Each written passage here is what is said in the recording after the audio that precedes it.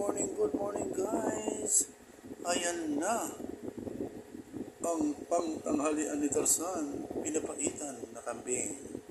Alam nyo guys, binili ko to sa Gaisano. Siguro kamag-anak na ito ng kambing kasi lamb siya, carnero. Yeah. Napakasarap ito na papaitan guys.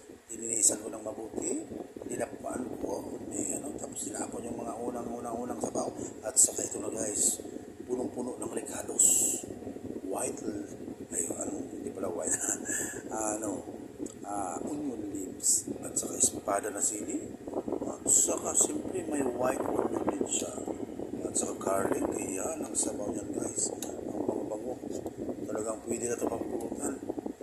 Kapag may sobra. Ayan. Malapit na itong maluto guys. Kakain na tayo. Ayan, kumukulo na. Kumukulo na guys. Ayan na guys. Ay, nakalimutan ko pala ang siya. Ayan. Malakasan na talaga yan guys. Ayan. Wow, ang sarap-sarap makahigop na. Ayan. Ayan na guys.